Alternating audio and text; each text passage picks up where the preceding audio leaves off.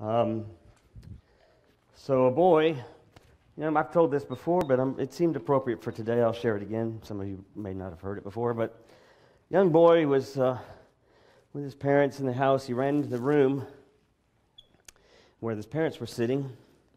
He said, "Mom, Dad, my turtle has died." And they went into the room where they found his turtle's box, and the turtle was on its back, and it was just laying there lifeless, and he started to get upset. And you could see this sense of overwhelming sort of emotion coming on their son. And so the parents, they looked at him and they said, these things happen, but life is life, life is death, and it happens this way. But the boy was not being consoled, and he got more and more upset. So the parents were starting to get kind of desperate and started thinking of other ways to sort of try to change this, reframe it a little bit. And so, well, I tell you what, Jimmy, we'll give the boy a name, and said, Jimmy, what we'll do is we'll have a funeral and we'll bury the turtle, and then we'll have a party. We'll have a little celebration for his life, and we'll have and we can invite friends over. And the boy was still crying. Jimmy was still kind of inconsolable. But then he said, and they can bring cake and ice cream, and maybe they'll want to bring some presents or gifts or something to kind of celebrate this.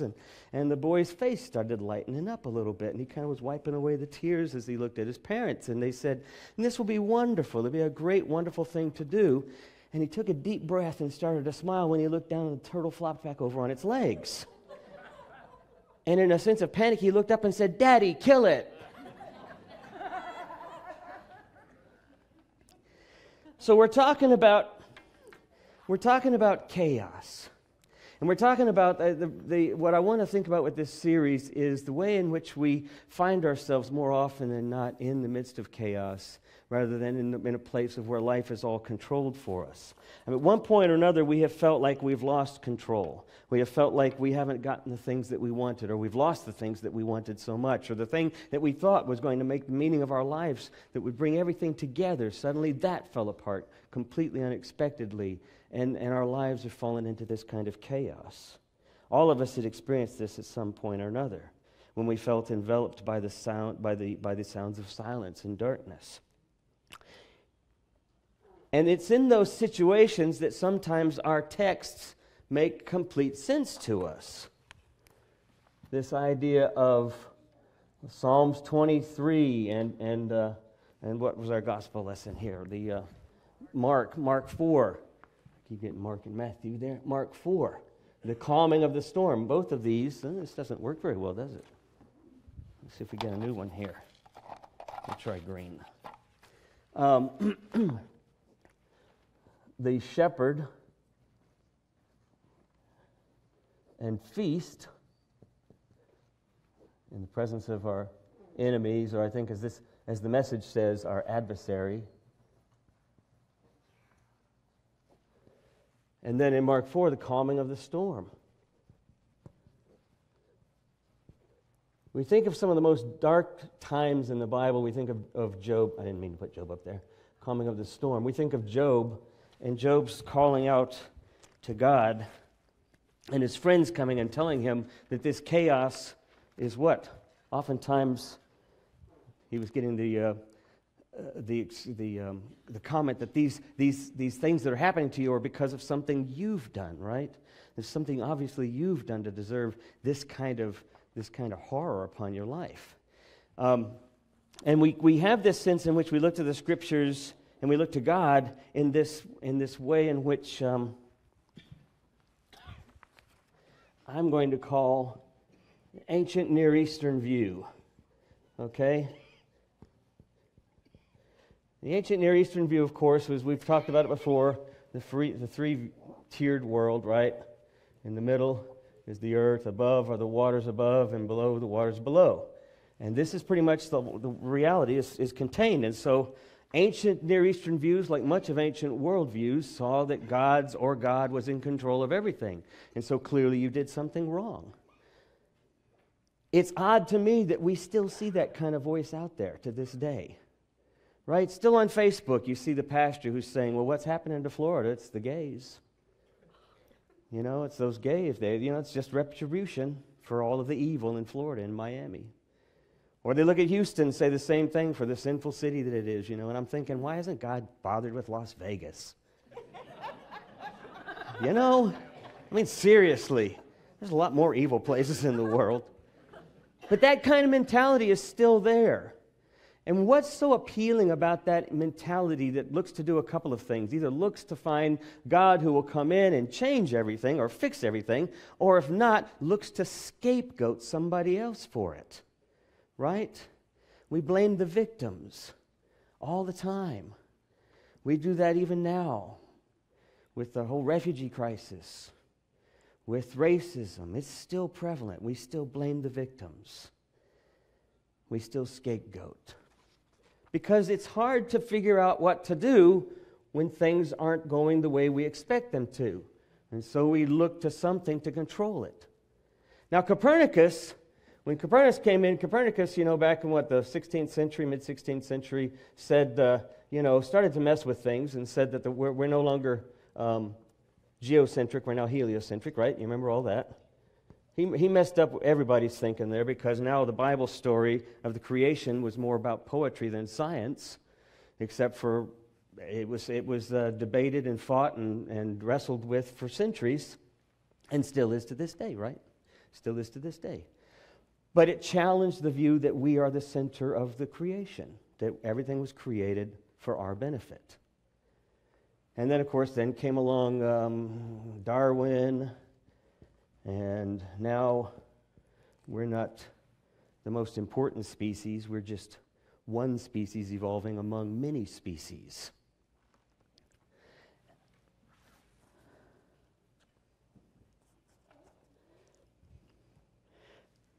Newton,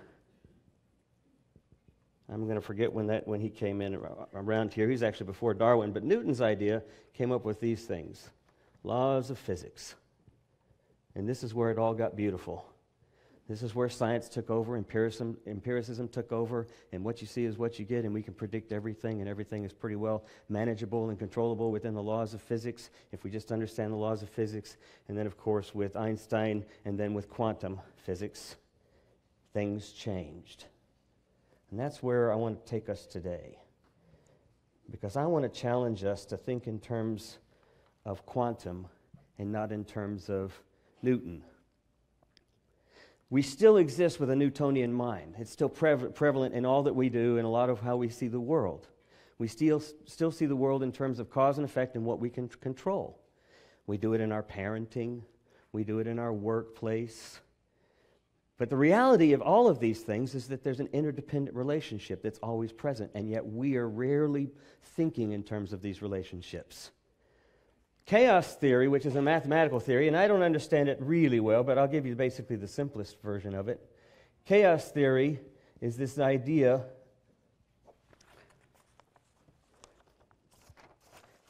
that there's an underlying interconnectedness that is at work. An underlying interconnectedness that exists in apparently random events. And if you know your chaos theory, at least a little bit, you might be familiar with one of the most famous theories called the butterfly effect. Thank you. The butterfly effect. And the butterfly effect is basically why we have meteorologists doing what they're doing today. Basically a mathematical formula whereby you take and measure various factors in the meteorological setting, and then you measure those against others from the same area, and you take averages of all of those formulas, and you come up with a predictable pattern which gives you some idea of what's going to happen. And that's why we're sitting around and we look on our phones at the National Weather app, and it says you have a 10% chance of rain, and it thunderstorms, and it rains all day. Because in fact, as much as they can try to get an average idea of what's happening, it's impossible to pinpoint these things. So they can follow the track of a hurricane, but that hurricane can turn on a dime, and it can go somewhere else. So they came up with this idea, the butterfly effect, which suggests that the tiniest of one action, a butterfly, of course, at one part of the world, could affect weeks, months, maybe many months later, a tornado in another part of the world. Scientifically, it's theoretical. It's a metaphor. Because what it suggests to us is that where we thought we had control and understanding of everything, and where we've allowed ourselves to be controlled by certain things, in fact, there is mystery. That mystery rules more of life than concreteness or control. And that's challenging. That's challenging for all of us. And so for this series, what I want to play with are ideas about how there is actually opportunity in the midst of chaos. The beauty of something like the butterfly effect is that it reminds us, you remember that old Indigo Girls song, you get to be a ripple in the water, is how the song starts. What a powerful image, a powerful metaphor, that your actions actually can have an effect. You may not know what that effect's going to be, but your actions will unlikely have effects far down the line on someone else. If you're lucky, like sometimes I get lucky, someone comes back and says, I know who you are because you're someone that told this story to a friend of mine, and they really liked that story that you told in elementary school, and now this person's like 35 years old, right? And they said, and then he was telling me that story because we went on a camp out, and he told it at that camp out, and the next thing you know is this story's been going around. But it was because I told it years before. You might have heard of a story about a woman during the whole civil rights crisis that was living in Montgomery and totally fed up and frustrated and had been existing in this reality of oppressiveness, of violence, some of her own cousins and relatives killed, some certainly abused, living this reality of violence, and just one day exhausted and tired and perhaps frustrated, decided not to sit at the back of the bus. And so she simply sat down, exhausted and tired. She didn't think she was going to start a revolution. She didn't think that this act was going to now become a defining moment in the history of the civil rights movement. She was simply exhausted, tired, and frustrated, and perhaps a little bit angry, and so sat down in the front of the bus. Rosa Parks, of course, turned things around. What's interesting is that she founded this group called the Montgomery Initiative Movement, and that's not exactly what it's called, but now I'm forgetting the third letter of it. But she started this organization which was focused on civil rights. And one of the early speakers that she wanted to get somebody who wasn't well known. So she went to the Dexter Baptist Church. She heard about this young guy who was pretty good at speaking, and so she brought him in to give a speech. And that speech so galvanized the local community that he became the spokesperson for it. And that began Martin Luther King Jr.'s career, which began to take off a few months later. Song of Silence was a total flop. Paul Simon wrote it in 1963. He was sitting in his bathroom. He turns out the light, sits in his bathroom, likes the tiles and the echo effect, and was writing a song that he'd written years before as a teenager. He was writing this song because he was depressed, and he didn't really get along with a lot of people in school, and he often felt sort of like there was a lot of isolation and not talking with each other. And so he wrote a song, and he called it Sounds of Silence, and he said he would turn on the water because he liked the trickling sound that would break the silence as he would write lyrics. He got with his buddy Art Garfunkel, and they made a demo. And Columbia Records thought, well, that's not so bad. So they recorded it as a single with another couple of songs on it, and then sent it out. It sold 2,500 copies or so in the next couple of months, and Columbia said, you know what, this isn't going to work. And the two of them broke it off. They broke up. Went back their separate ways. Paul Simon went across the pond over to England. Art Garfunkel stayed in New York. They didn't get back together. Unbeknownst to them, another producer heard the thing because it was lying out there, and he put the cassette in, and he listened to it. And it wasn't even a cassette; it was a record. He put the vinyl. We are going way back. He put the vinyl on there, and he was listening to this vinyl.